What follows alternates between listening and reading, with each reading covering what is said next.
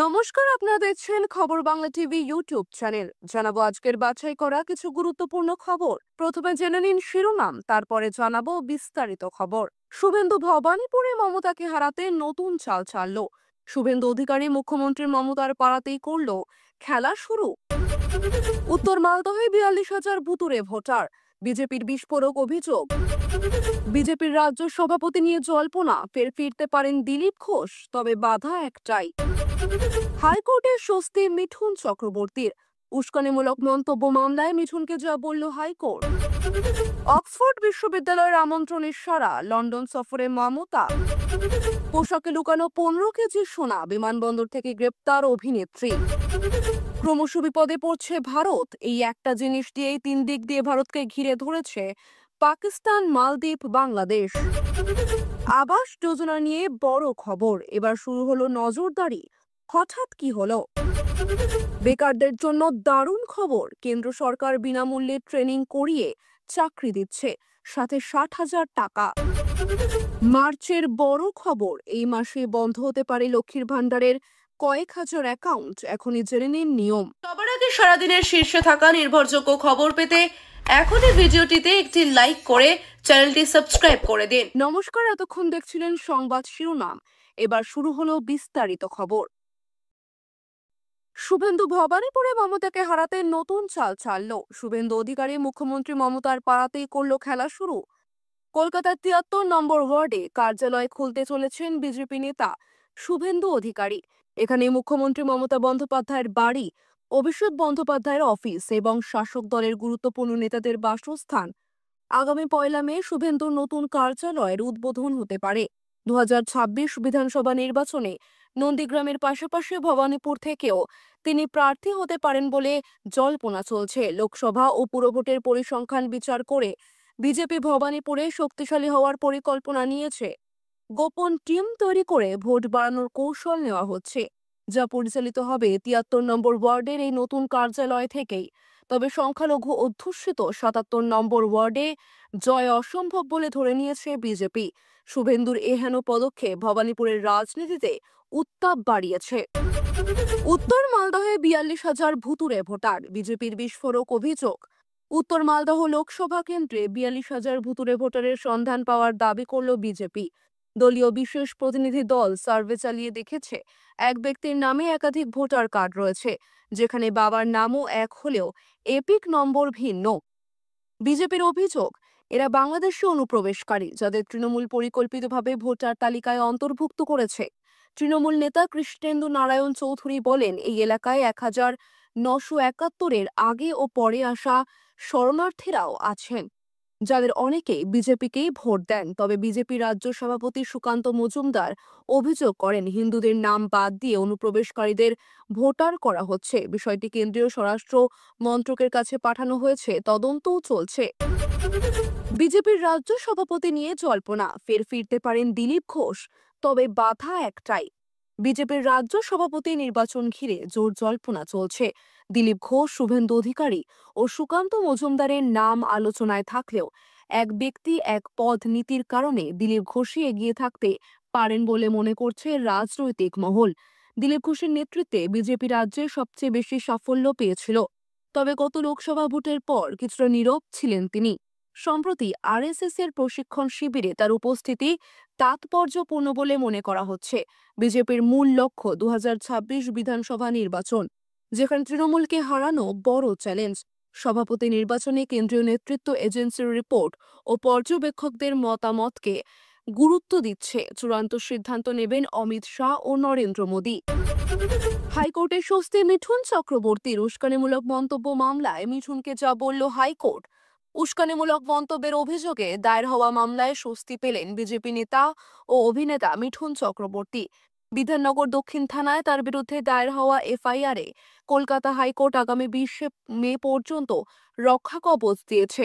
আদালতের নির্দেশ, তদন্ত চলবে এবং মিঠুনকে সহযোগিতা করতে হবে, তবে তাকে বিপাকে ফেলতে পারে এমন পদক্ষেপ নিতে পারবে না পুলিশ। মিঠুনের আইনজীবীরা আদালতে জানান, তিনি মুম্বাইয়ের স্থায়ী বাসিন্দা, তাই সশরীরে হাজিরা দেওয়া সম্ভব নয়। হাইকোর্ট অনুমতি দিয়েছে, তদন্তকারীরা ভার্চুয়ালি জিজ্ঞাসাবাদ করতে পারবেন। 2023 সালের নভেম্বরে অমিত শাহর সভায় বক্তব্য রাখার পর তার বিরুদ্ধে 2টি এফআইআর হয়। তবে হাইকোর্টের পর্যবেক্ষণ ওই মন্তব্যের কারণে কোনো অশান্তি হয়েছে এমন কোনো প্রমাণ নেই। অক্সফোর্ড বিশ্ববিদ্যালয়ের আমন্ত্রণের সাড়া, লন্ডন সফরে মমতা।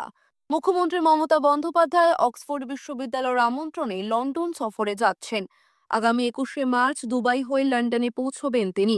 সূত্রের খবর, সফরের অংশ হিসেবে ব্রিটেনে শিল্প সংক্রান্ত বৈঠক করার সম্ভাবনাও রয়েছে। রাজ্যে ক্ষমতায় আসার পর থেকেই বিশ্ববঙ্গ বাণিজ্য সম্মেলনের আয়োজন করে আসছেন মুখ্যমন্ত্রী, যেখানে দেশ বিদেশের বহু শিল্পপতি অংশ নেন এবং বিনিয়োগের পথ খুলে যায়। এর আগে 2023 সালে বিদেশি বিনিয়োগ আনতে তিনি স্পেন সফর করেন, যা সফল হয়। এবার লন্ডন সফর নিয়েও শিল্প মহলে আশার সঞ্চার হয়েছে। তবে এর আগে 2021 সালে মুখ্যমন্ত্রীর রোম সফর কেন্দ্রীয় সরকারের অনুমোদন না পাওয়ায় বাতিল হয়েছিল। এমনকি নেপাল সফরের অনুমতিও দেওয়া হয়নি। 2023 সালে তার দুবাই ও স্পেন সফর নিয়েও অনিশ্চয়তা তৈরি হয়েছিল। তবে শেষ পর্যন্ত বিদেশ মন্ত্রকের অনুমোদন মেলে এবার লন্ডন সফরের দিকেও নজর রয়েছে রাজনৈতিক মহলের। পোশাকে লুকানো 15 কেজি সোনা, বিমানবন্দর থেকে গ্রেপ্তার অভিনেত্রী। সোনা পাচারের অভিযোগে বেঙ্গালুরুর কেম্পেগৌড়া আন্তর্জাতিক বিমানবন্দর থেকে গ্রেপ্তার হলেন কন্নড় অভিনেত্রী রানিয়া রাও। ডিরেক্টরেট অফ রেভিনিউ ইন্টেলিজেন্স তাকে 14.8 কেজি সোনাসহ আটক করে। দুবাই থেকে ফেরার সময় পুলিশের এসকর্টে বিমানবন্দর ছাড়ার চেষ্টা করছিলেন তিনি। তবে ডিআরআই এর কাছে আগেই খবর ছিল, ফলে তাকে ধরে ফেলা হয়। রানিয়া দাবি করেছেন তাকে ব্ল্যাকমেল করে সোনা পাচারে বাধ্য করা হয়েছে।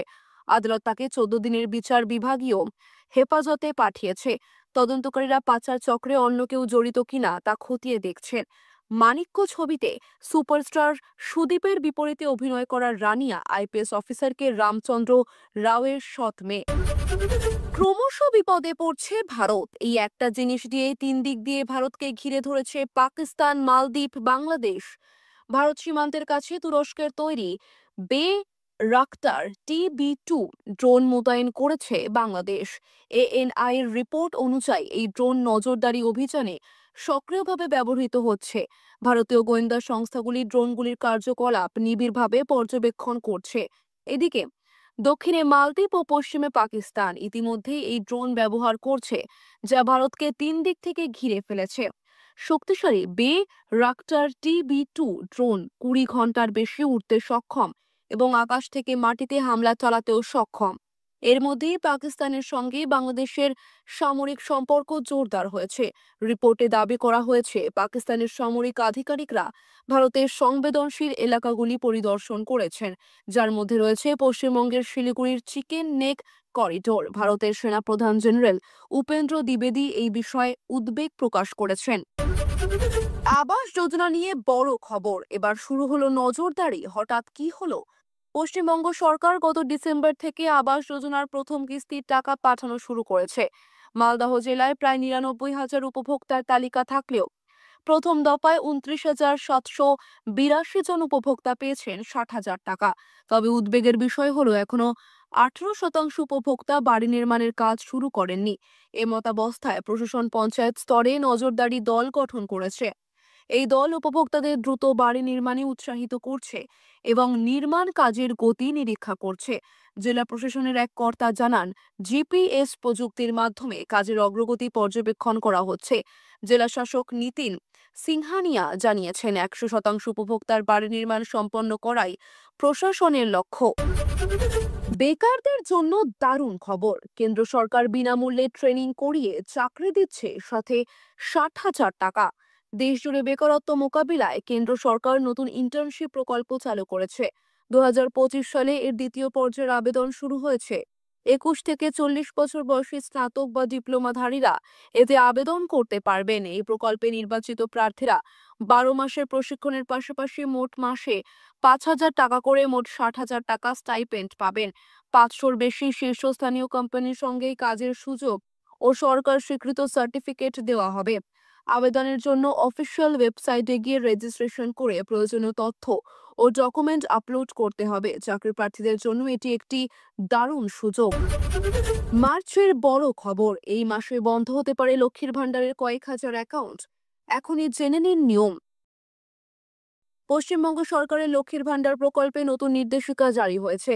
25 থেকে 60 বছর বয়সী মহিলাদের জন্য 1000 ও 1200 টাকা ভাতা দেওয়া হলেও কিছু নিয়ম না মানলে ভাতা বন্ধ হতে পারে। নতুন নিয়ম অনুযায়ী আবেদনকারীর অবশ্যই পশ্চিমবঙ্গের নাগরিক হতে হবে, স্বাস্থ্যসাথী কার্ড ও নিজস্ব ব্যাংক অ্যাকাউন্ট থাকতে হবে, পরিবারের মাসিক আয় 2 লক্ষ টাকার কম হতে হবে এবং ব্যাংক অ্যাকাউন্টের সঙ্গে আধার ও মোবাইল নম্বর লিংক থাকতে হবে। আগের লোকসভা নির্বাচনে ভাতা বৃদ্ধির আশা করা হলেও তা হয়নি। এখন 2026 বিধানসভা নির্বাচনের আগে সুবিধাভোগীরা নতুন ঘোষণা আশা করছেন। তবে মার্চ থেকে নতুন নিয়ম কার্যকর হবে, তাই যাদের তথ্য এখনো সম্পূর্ণ হয়নি তারা দ্রুত তা সম্পন্ন করুন, নইলে ভাতা বন্ধ হয়ে যেতে পারে।